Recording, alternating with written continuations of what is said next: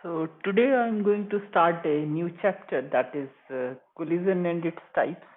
Under this chapter I will talk about elastic and inelastic collision.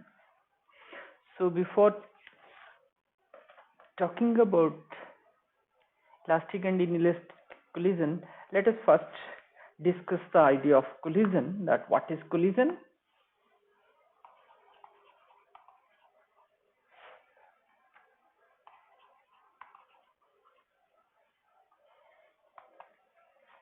So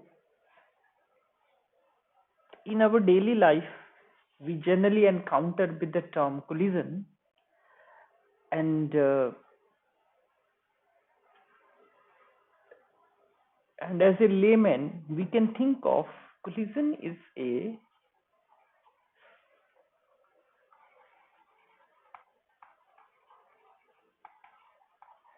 as a striking of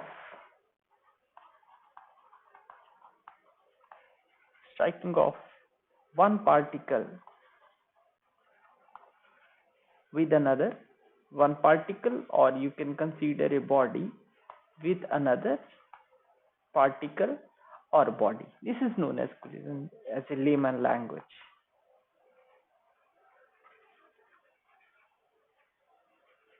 But in physics,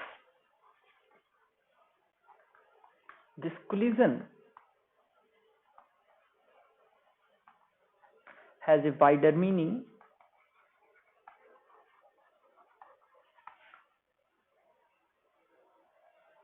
And what does it mean? So, collision between two particles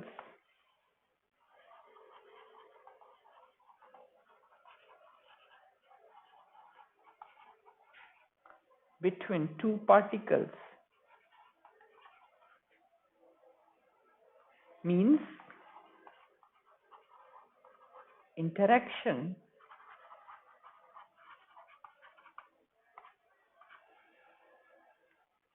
between particles for a short duration of time,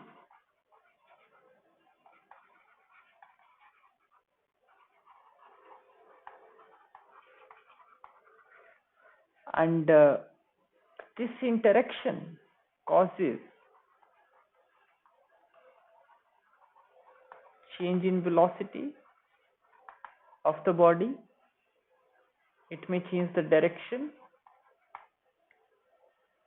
and this change in velocity and direction leads to change in momentum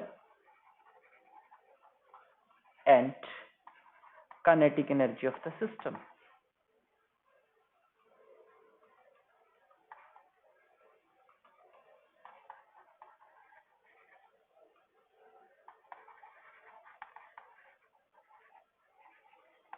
Energy of the system, and the interaction may be due to, because interaction causes this change, and this interaction may be due to, for example,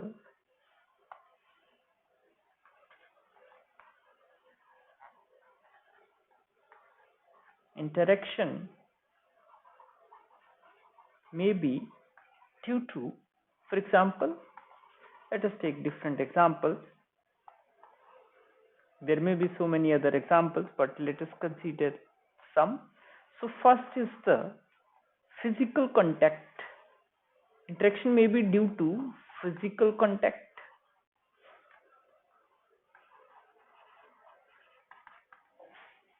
and second thing, it may be through force field, or it may be due to the scattering.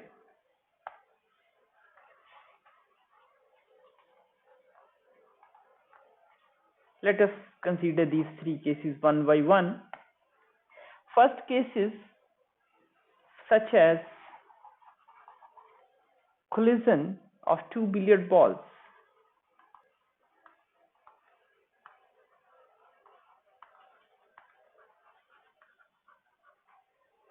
billiard balls.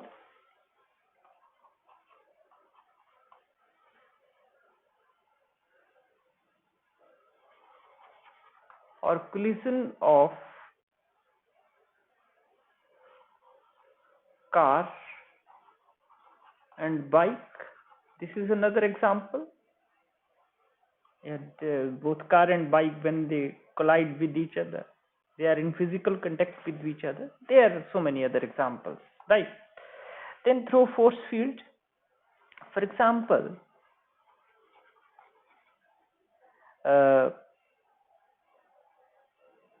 means under the gravitational force of sun, different planets follow the elliptical path. So due to the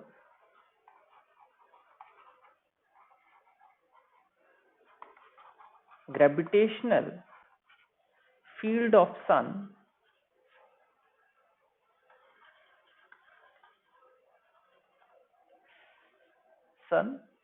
various planets follow the elliptical path, right? And another example is the scattering. Here I can take an example of scattering of alpha particles from atomic nucleus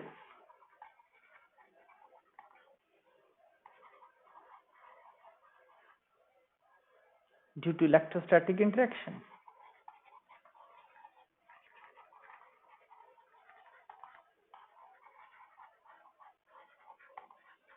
So that means there are various examples which we have discussed, and various interactions, type of interactions which are responsible for the collision. So this is a brief idea of the collision which I talked about. Now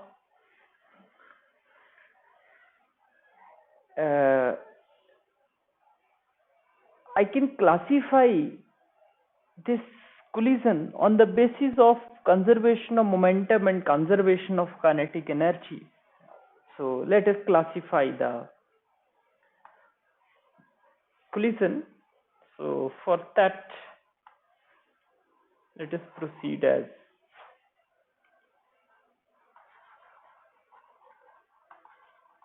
classification of collision. So this is one type which I am going to talk about. This another type, and there is another type which I am going to talk about it here. So first is known as elastic collision, and it may be inelastic, and there is another which is known as a reaction. So I will talk about these one by one. First of all, let me talk about elastic collision, then I will talk about inelastic collision, and finally I will talk about this reaction, right? So first of all, in this case, if we consider a two particle collision, here I have taken the example of two particle collision. So one particle is m1 and another is m2, and both are approaching each other with certain velocities u1 and u2. And what will happen to these particles, because it is the incoming particle and it is the target, the second particle is, let us assume that it is a target, and this particle is approaching the target, and when they meet each other at this point, what will happen? They will change their direction. So one go to in this way and another will go to the in this way with this velocity and this velocity after collision, right? So what will happen to this? So on the basis of this we will classify. So first of all, for the elastic collision, linear momentum and kinetic energy of the system of particles is conserved, but in this case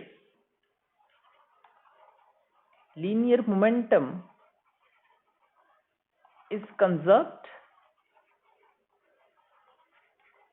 but kinetic energy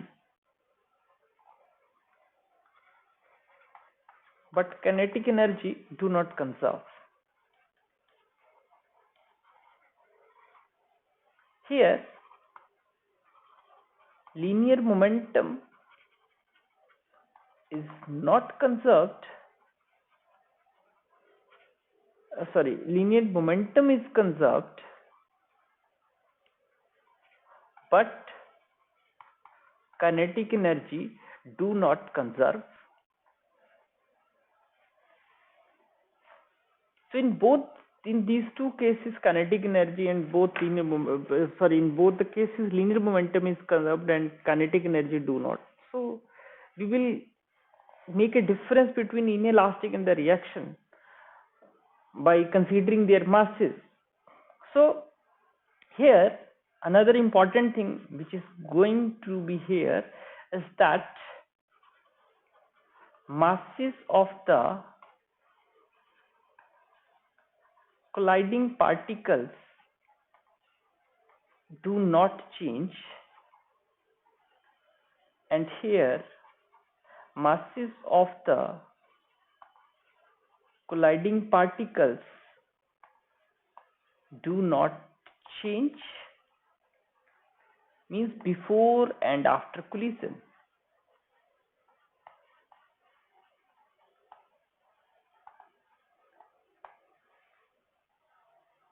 But here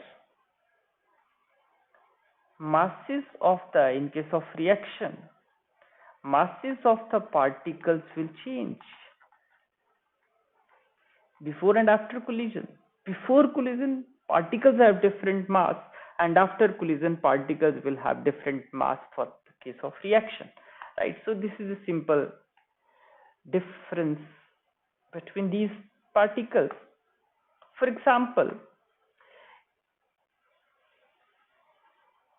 for elastic and inelastic collision, say there is a particle whose mass is m1 and it is approaching a particle m2,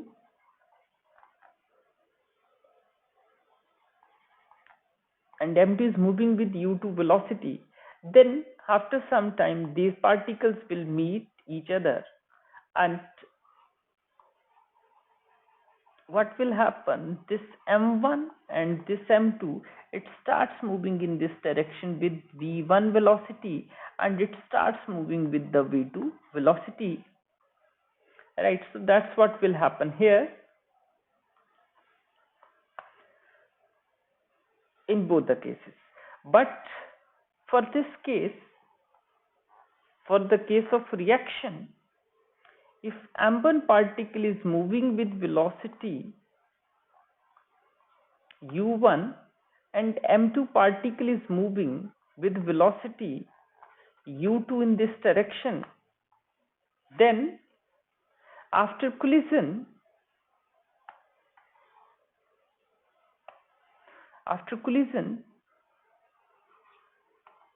both the particle will exchange their masses, and it will move with velocity v1 and it will move with velocity v2, but its mass will become m3 and its mass will become change. So after collision their mass will change. So that means this is the situation before reaction, and this is the situation after reaction. And similarly, this is after collision, this is before collision,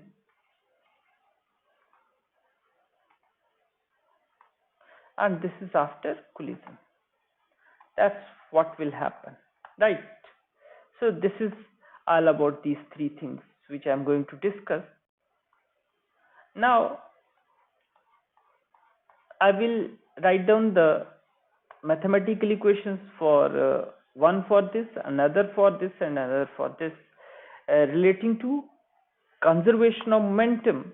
So before collision, here momentum is m1 u1, m2 u2, and momentum after collision will be m1 v1, m2 v2. So that means for the elastic collision, this momentum will remain the conserved. Also kinetic energy will remain the conserved. So it is m1 u1 square plus half m2 u2 square. It must be equal to half m1 v1 square plus half m2 v2 square. That's what will happen for the elastic collision. And for inelastic collision, it is momentum will remain the conserved, m1 u1 plus m2 u2 must be equal to m1 v1 plus m2 v2. Similarly, this kinetic energy before collision is this, and after collision kinetic energy is equal to half m1 v1 square plus half m2 v2 square. So in case of inelastic collision, there is some loss.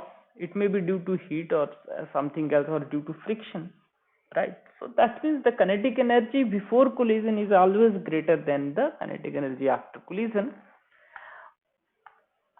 But for the reaction, if I talk about the reaction, for reaction m1 u1 plus m2 u2 must be equal to m1 v1 plus m2 v2. This means momentum remains the conserved, but kinetic energy will not. And for the kinetic energy, m1 u1 square plus m2 u2 square, and after collision it is 1 by 2 m1 v1 square plus m2 v2 square. It is either greater than or less than, right? So that's what will happen in case of reaction. So this is a very brief classification of this collision. Here I will talk about in this lecture collision, then under classification I talked about elastic collision, inelastic collision, and then reaction. Now that's all for today's lecture, and in the next lecture I will talk about lavatory frame of reference and center of mass frame of reference, and that's again very interesting topic. That's all for this lecture.